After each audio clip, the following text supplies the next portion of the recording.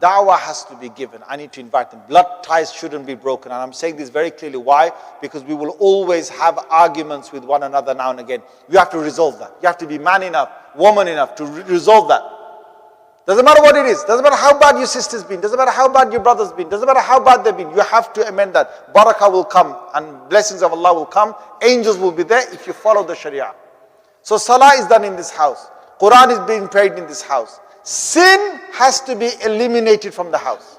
My friends, look over family members and try your best to remove sin from the house. Why? Sin attracts dhulumat. It attracts darkness. Sin attracts problems. Sin attracts family members hating one another. It's in the Quran. In the Quran. You look in Surah Ma'idah, Allah Azza wa Jal has said, when you deal with khamar, when you deal with intoxicants, when you deal with gambling, when you deal with these things, Allah says that the shaitan now has found his way through to you.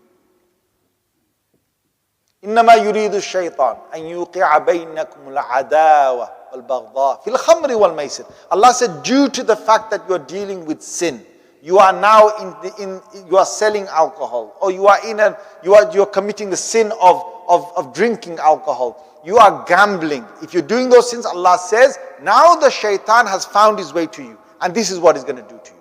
Allah says in the Quran, he's going to make you hate one another. He's going to make you enemies with one another. Because now, what is Allah saying? Allah is saying, I'm going to move the barakah. I'm going to move the angels. I'm not going to have frequent angels come to your house. Shayateen are going to be inside your house. They're going to have a field inside your house. وَيَصُدَّكُمْ.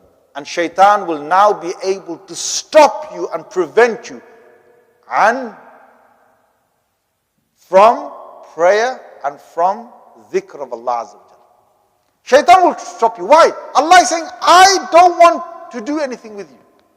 And I'm going to allow the shaitan to get to you. Now, you've got to understand, if you now stop the sins, then once you stop the sins, you are now calling the angels again. Now you're inviting the barakah inside. Now you have Allah on your side again.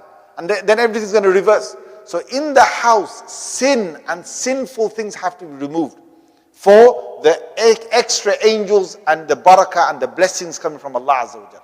Now, in the house, we need to increase our a'mal, our actions, not only for ourselves, but increase it with the children, increase it with your siblings, increase it with others.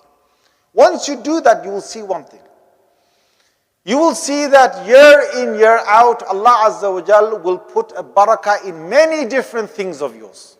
This is now I'm telling you from, I've spoken to people I